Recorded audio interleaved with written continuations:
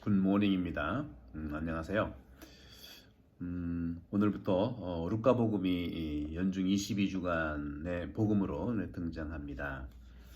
오늘 8월 30일 연중 22주간 오늘부터 루카복음인데 루카복음 4장 16절에서 30절인데 여러분들 이해를 돕기 위해서 요즘에 여러분들 성경도 많이 읽으시고 성경도 많이 쓰시고 그러시는 가운데 하나의 팁을 좀 나눠드린다면 루카복음 같은 경우에는 새로운 희망과 새로운 기쁨을 찾아가는 루카복음사가의 이런 여정, 순례자로서의 이 루카복음 읽으시면 훨씬 지상에서의 순례 끝나지 않고 또 천상의 순례까지 연결되는 그런 여행자의 관점 읽으시면은 도움이 될 거고요.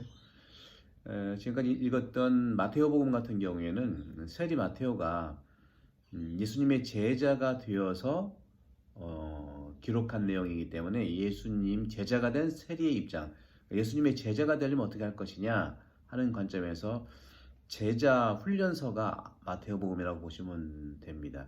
루카복음은 지상과 천상 순례의 여행 구원 여행서다 말씀드리고 싶고, 당연히 마르코복음은 주님을 따르는 지침서죠. 네, 아주 담백한 거. 요한복음 같은 경우에는 예수 그리스도가 생명이시니까 생명이신 예수 그리스도, 다시 말하면 생명의 길이 바로 예수 그리스도인데 그분에 대한 영적인 길을 요한복음사가는 안내하고 상징적으로 안내하고 있죠. 오늘 루카복음의 이 4장 16절에서 30절을 예수님이 당신이 자란 고향 나자렛으로 가셨어요.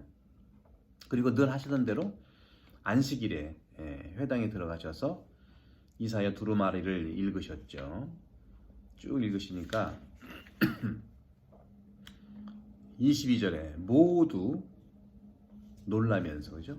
그분을 좋게 말하며 그분의 입에서 나오는 은총의 말씀에 놀라워하였다 하는 말을 합니다. 여기까지 좋아요. 그런데 그러면서 저 사람은 요셉의 아들이 아닌가 하고 말하였다. 나자렛에서 예수님에 대한 첫 번째 반응은 좋았습니다. 고향을 떠나서 아마 3년 만인가 2년 만에 가셨을 거예요. 나자렛 사람들이, 시골 사람들이 예수님에 대한 이런 그 반응은 좋게 말하고 놀라워했다는 것들이 오늘 나타나죠. 왜냐하면은 마치 이 랍비 선생님처럼 또 율법 학자들처럼 이사 예언서를 읽으면서 그 담대한 말씀에 만족했었죠. 우리도 어렸을 때 봤는데 훌륭하게 돼서 돌아오면 오 대단한데 하잖아요. 바로 이런 예수님의 명성이 바로 시골 나자렛 고향 사람들한테서 오르내렸다는 거죠. 아우, 너무 똘똘한 것 같아. 그런데 여기서 근데 저 사람은 요셉의 아들 아닌가 하는 거죠. 여기서 우리는 두 가지를 생각해 볼 수 있습니다. 이 소속감, 우리 고향 사람이네? 소속감이 있고요. 소속감은 이제 괜찮아요. 왜? 훌륭하게 되고 기쁘고 놀라웠으니. 그런데 저 사람 요셉의 아들 아니야? 이 연대감에서는 우리가 좀 생각을 해봐야 된다. 자기들하고 그 연대감이 이루어지지 않는 거예요. 자기들보다 훌륭하게 되고 정말 기쁘고 놀라웠는데 요셉의 아들 아니야? 요셉의 아들, 목수쟁이 아들 아니야? 이런 연대감에서는 오늘 여러분과 함께 나누고 싶은 것은 소속감과 연대감의 갈등을 말씀드리고 싶어요. 특히 한국 사람들 같은 경우에, 우리도 전 세계적으로 마찬가지입니다만은 유대인들은 그 연대감이 대단해요. 물론 유대인들도 여러 가지 예수님 시대 때는 여러 가지 분파들이 있었고 요즘 이슬람이 여러 가지 문제가 많이 발생하지. 이스라엘 본래 그런 식의 종교가 아니죠.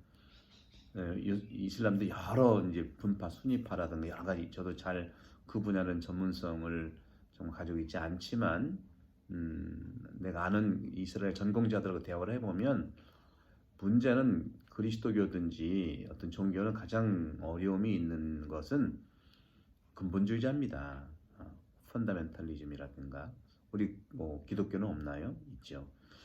그런 점에서 저는 오늘 말씀드리고 싶은 것은 이 소속감과 연대감 이 두 가지 감정의 갈등인데 이런 소속감과 연대감 감정 표현은 이해가 가능합니다. 이해가 돼요.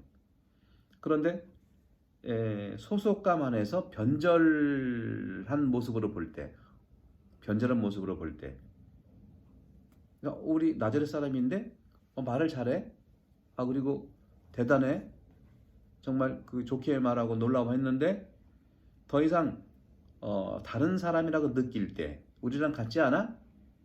소속감이 있었지만 연대감이 이루어지지 않아요? 우리는 달라? 그럴 때 더 이상 관심과 매력을 갖지 않습니다. 오히려 호감은커녕 처음 호감을 가졌지만 나중에는 화까지 일어나고 분노가 일어나면서 아주 다르게 얘기를 하죠. 하지만 이 소속감의 정서에 우리가 멈춰 보십시다. 뭐 예를 들어서 우리가 호주에 사는 한국 사람들 소속감이 있죠, 그죠?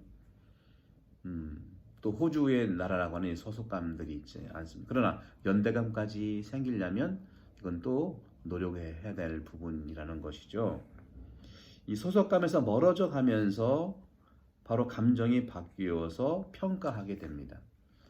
같은 출신이라고만 해가지고 이가 만나는 게 아니죠. 하지만 분명한 것은 충분히 같은 소속감이 아니더라도 대화하고 그에 대해서 안다면 그도 가까운 이웃이라는 것이 오늘 예수님의 말씀이에요. 나와 같은 사람이라는 것을 알게 된다는 거죠. 그래서 우리는 미워하고 오해가 되더라고 경멸한다 하더라도 또 약하게 할 수 있지 않느냐. 이를 점점 줄여서 보는 그러한 아마도 내가 그렇게 보면 그도 그렇게 볼 겁니다. 따라서 오늘 예수님께서는 소속감은 다르더라도 연대감으로 하나 됐으면 좋겠다는 메시지를 저희들에게 주시는 것 같아요. 내가 진실로 너에게 말한다. 어떤 예언자도 자기 고향에서는 환영받지 못한다. 그러면서 엘리사 이야기를 합니다. 그러면서 회당 사람들이 잔뜩 화가 나서 예수님을 이제 고을 밖으로 내몰았고 예수님을 벼랑 끝까지 가서 떨어뜨리려고 했어요. 그런데 예수님께서는 그들 한가운데를 가로질러 떠나셨습니다. 여러분들 이러한 위기에 있을 때 한가운데로 가로질러 떠나십시오. 소속감 중요하지만 연대감도 상당히 더 중요합니다. 성부와 성령과 여러분 강력합니다. 감사합니다.